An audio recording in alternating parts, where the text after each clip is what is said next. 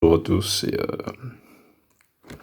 Du coup, nous voulons aujourd'hui ouvrir une thématique et avec cette question phare, savoir qu'est-ce que la philosophie? Alors, c'est assez commun, quoique l'idée à peu près en cette présente séance sera donc de l'aborder d'une manière plus ou moins particulière, donc par une analyse d'une phrase et en essayant de prêter attention à un certain nombre de mots qui pourraient s'avérer intéressants. Si bien que euh, elle pourrait être, je pense, appropriée, donc pour des personnes qui peut-être s'intéresseraient à savoir ce qu'est la philosophie, en quoi est-ce qu'elle consiste, donc qui peut-être seraient dans une phase de découverte, même pour ceux qui déjà euh, ont ou auraient des instructions euh, sur la philosophie, effectivement. De là, euh, nous partons d'une d'une phrase simple, proposition, savoir que en académie ou de façon universitaire, cette dernière, donc la philosophie est vue comme l'effort qui tend découvrir, à découvrir la sagesse. Pardon, découvrir. Euh, de là, au moins trois questions peuvent être posées. Alors, non, on ne sera pas nécessairement ici dans l'habituel triptyque philosophique classique, donc de thèse, antithèse, synthèse, mais ce thème, ou en tout cas ce sujet va être abordé d'une façon plus ou moins libre. Savoir que, premièrement, on va s'interroger sur en quoi consiste un effort, sinon cet effort qui va tendre à découvrir la sagesse. Deuxièmement, on va s'attacher à voir ce qu'est une découverte, sinon dans le cadre de notre contexte ici présent, en quoi va consister l'idée d'une découverte de la sagesse, ou plus précisément de l'amour de la sagesse, de là que notre troisième point porte ou comporte un certain point de jonction, donc qui va être cité, hein. Et puis après, le troisième point lui-même va consister à définir ou à rapporter ce qu'est la sagesse. Alors, petite note, ou même deux. Euh, D'une part, que l'académie, en réalité, trouve son archétype, sinon est de base, fondé par Platon vers 387 avant Jésus-Christ. Et un peu plus tard, Aristote, lui, va fonder le lycée en 335 avant Jésus-Christ. Et mine de rien, ses disciples donc seront appelés les Leucei Peripatetikoi, donc en grec, hein, ce qui veut dire, du moins ce qui désigne des personnes qui marchent autour de lycée. Alors soit dit, euh, par rapport à ça, c'est que ils ont été rapportés qu'en effet, aussi, hein, du temps d'Aristote, l'enseignement était communiqué en marchant. Voilà. Et comme mine de rien aussi d'autres, me paraît-il, d'autres peuples, certains peuples sémites, hein, donc certains peuples qui, dans leur rapport de maître à disciple, l'enseignement se communiquait un peu partout, mais aussi en marchant lors d'un voyage, par exemple. Alors là, en l'occurrence, pour être précis, les disciples tournaient autour du lycée, voilà. Donc ils marchaient autour du lycée. C'est dont il s'agit ici. Premier point de notre triptyque de départ, de base, donc c'est l'effort. L'effort qui vient du grec spoudé, spoudé qui signifie s'intéresser le plus sérieusement possible. Donc ici, on voit bien que la recherche ou la démarche philosophique ne sera pas un jeu aussi simple. De là que, en effet, point de lésinence, point de négligence, et aussi soit dit et carrément pour un point de perfection.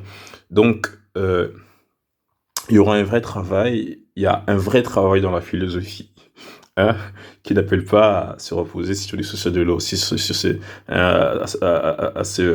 complaire dans la négligence, dans l'indolence, dans le manque d'effort. Non, il y a un travail sérieux qui est effectué en philosophie, qui donc appelle à une véritable implication, mais aussi qui appelle à une véritable attention. Et quand on dit ça, on entend aussi que en philosophie, il n'y a pas de vérité d'ailleurs en soi, en tout cas, il n'y a pas de parfait. Hein, le parfait n'existe pas, mais il y a toujours une réalité qui rappelle l'idée de quête, de perfectionnement. Donc non pas de perfection, mais peut-être de perfectibilité, de telle sorte qu'il y a une croissance qui est progressive vers ce qu'on appelle la sagesse, ou en tout cas la vérité, pourquoi pas. Et petit mot, si on veut, voilà, joli mot, en tout cas, voilà, savoir que faire des efforts, ce n'est pas être parfait, juste donner de l'attention. Pour aller un peu plus loin, de ce poulet, on tire une racine, la racine pousse. Alors, je vais essayer d'aller doucement et faire remarquer qu'en réalité, lorsqu'on parle de pousse, on a ici un terme qui, me paraît-il, vient d'un verbe grec, ou sinon qui potentiellement donne un mot grec, c'est le mot patéo. Et apathéo ici, on prend juste les deux premières lettres qui sont les lettres P et la lettre A, qui lui donne pas. Et pas, à la base, c'est quoi? C'est simplement ce qu'on appelle en français un pas. Voilà, c'est-à-dire le fait de poser un pied et même après, un pied après un autre. C'est un pas. Et littéralement, pourquoi? Parce que de base, on a ici en réalité des termes qui sont onomatopées, c'est-à-dire qui sont, dans les définitions, se rapportent en réalité à des faits, à des cris ou donc à des réalités, si on veut, de la vie naturelle, de telle sorte que lorsqu'on parle de pas et on dit le verbe grec patéo, d'accord, en réalité, c'est serait, selon en tout cas les anciens, le bruit que pouvait faire le pas d'une personne, le pied d'une personne en marchant. Et il précise en marchant avec des sandales ou avec des souliers. Donc ça ferait un bruit comme pas, pas, pas. Et donc son opposé, mais radicalement, serait non pas Théo, mais plutôt Bao. Si bien que Bao, lui, serait le bruit que fait les pieds en marchant, mais en marchant, cette fois-ci, sans sandales. Donc, Pathéo marchait avec des sandales, Bao marchait sans sandales. Et Bao, ça dit en passant, voilà, qui me paraît aussi avoir une origine sémitique, phénicienne ou hébraïque. Donc, d'ailleurs, de Bo, on dit encore en hébreu moderne, pour aller, avancer et marcher. Donc, alors, large digression, mais à tout le moins, ce qu'on voit ici, ce qui a donc l'idée de cheminer, de poser le pied. Et en effet, pouce réfère donc à l'idée de pied. Et donc, or, s'il est vrai que pouce réfère à l'idée de pied, donc on dit que pouce lui-même peut avoir plusieurs étymologies possibles, donc aussi un autre mot qui est le mot oupo, mais tout effectivement se réfère au pied sans inquiétude. Et donc, oupo qui désigne ce qui est en bas, et là encore, on revient à la même chose, ce qui est en bas, c'est-à-dire en bas du corps humain, donc en bas du corps, c'est-à-dire les pieds. Et de là qu'on note que on disait de disciples qui écoutaient l'instruction de leur maître qu'ils étaient à leurs pieds. Voilà. Donc ici, dans l'effort, mine de rien, ce qu'on peut lire aussi, c'est que c'est finalement peut-être un effort qui prend le temps, de s'enquérir, de s'enrichir de ce qui existe déjà. Et là, personnellement, je pense à une autre citation de Hegel, hein, enfin, une parole de Hegel qui fait savoir que le philosophe est l'homme de son temps, c'est vrai, mais qu'aussi le philosophe ne va pas réinventer la roue à chaque génération. Donc cette idée, me paraît-il, peut rappeler que faire des efforts dans le cadre philosophique, dans le cadre de découverte de la sagesse, c'est aussi déjà entendre et considérer ce qu'on dit, ceux qui nous ont précédés. Voilà. Donc, en tout cas, on voit petit à petit, cheminant, que l'effort, c'est vrai, c'est un intérêt, c'est porter intérêt le plus sérieusement possible en étant visiblement au pied de certaines personnes, en tout cas en recevant instruction. Je pense que finalement, c'est ce qu'ont fait tous les savants, tous les philosophes, tous les scientifiques, c'est ne jamais forcément chercher à partir de zéro, même si on sait que en philosophie, il y en a qui l'ont aussi fait. Bon, même en le faisant, il y a souvent dans certains livres, hein, en tout cas, souvent certains philosophes abordent leur sujet, ils s'amusent souvent à avoir une espèce de des moments, je pense on dit une toxographie, donc où ils s'amusent à reprendre les opinions des uns et des autres afin de là, ou bien de contredire, ou bien de renchérir. Bon, la plupart du temps, souvent ils contredisent. En tout cas, non, note néanmoins le fait que c'est savoir déjà écouter ce qu'ont dit les autres, et ça, c'est pas rien, même si après, il fallait contredire. Voilà. Et donc, aussi, à côté de ça, ce qu'on note, donc l'idée d'être au pied d'eux, ce qu'on apprend, ce qu'on note, c'est que on a une expression en français qui est très jolie et qui rappelle le côté pragmatique vers lequel se veut tendre, ou du moins vers lequel la philosophie se veut s'appliquer, savoir que l'idée d'avoir la nécessité d'avoir les pieds sur terre. Voilà.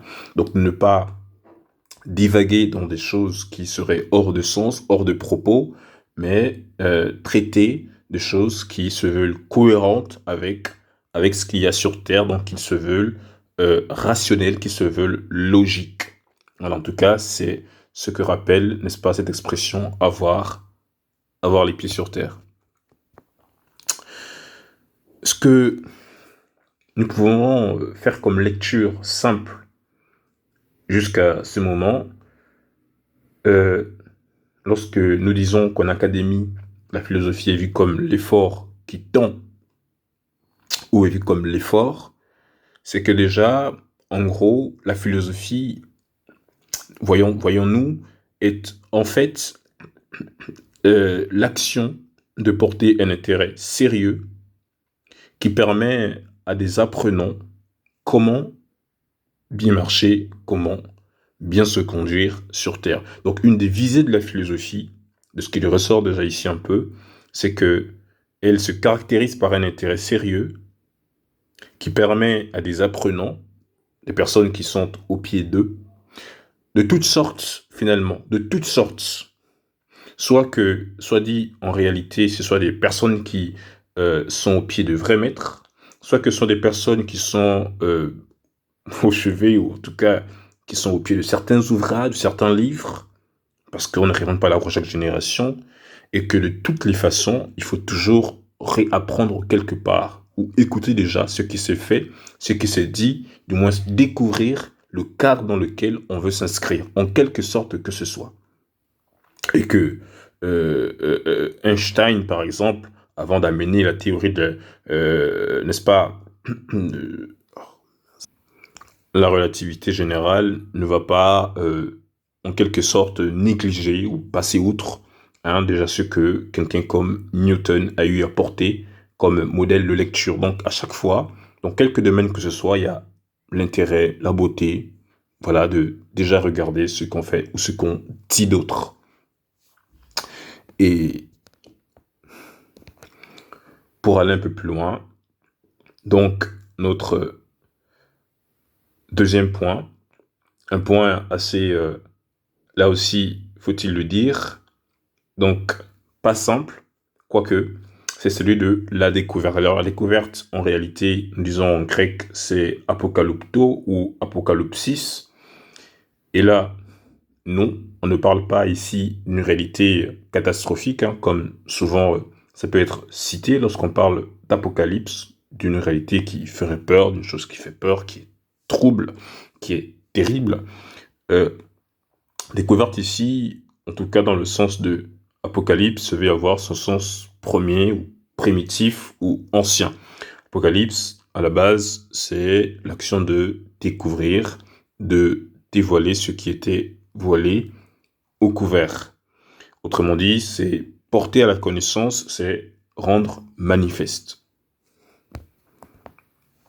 Et dans ce sens, chez les Grecs, lorsqu'on parlait d'apocalypsis, ça désignait précisément tout le travail secret du sculpteur qui se faisait au fur et à mesure, et dont le point culminant était, une fois l'œuvre achevée, la présentation ou le ôtement du voile devant un public. Donc, ce moment de dévoilement, où le voile devait être ôté de la sculpture, de travail qui avait été fait dans le secret, s'appelait l'apocalypse. C'est ça l'apocalypse en fait, c'est ôter le voile, c'est dévoiler, c'est découvrir. Plus littéralement, l'apocalypse de Kalux, hein, donc de Kalupto, hein, et apo c'est comme ek, hein, donc c'est ce qui vient de, hein, ce qui vient de d'une fleur ouverte ou d'une rose cachée encore. Et c'est ça l'apocalypse. Donc ce qui était caché et qui va être dévoilé, qui va être exposé, qui va être ouvert. Et si donc nous voulons relire notre texte, du moins jusqu'à temps à découvrir, on voit qu'en académie, la philosophie est vue comme l'effort, alors qui tend à découvrir, et nous disions que c'était en réalité la caractéristique d'un intérêt sérieux. Alors intérêt de quoi? De apocalypse, c'est-à-dire un intérêt sérieux, mais de quoi? Ou plutôt de quelle sorte? Eh bien, intérêt de découverte graduelle qui permet à des apprenants comment marcher, comment se bien conduire sur Terre.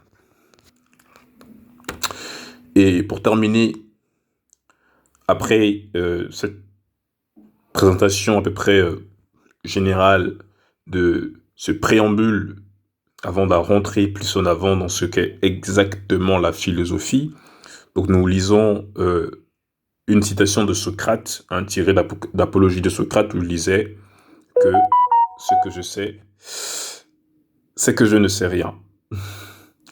Et deuxième, de Bacon, Francis Bacon, qui disait la connaissance est en elle-même puissance, donc évolutive, évolution, si j'ose dire, n'est-ce pas, devenir. Et donc c'est à peu près ce que nous avons vu jusqu'à cette heure, jusqu'à présent, savoir que la philosophie est caractéristique d'un intérêt sérieux.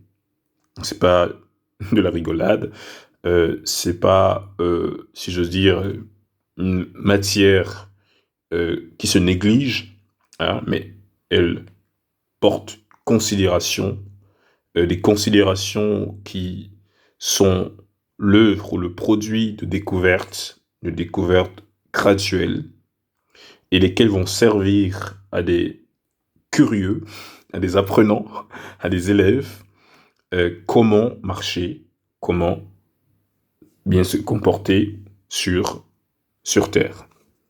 Voilà, c'est tout pour aujourd'hui et nous disons à la prochaine. Merci.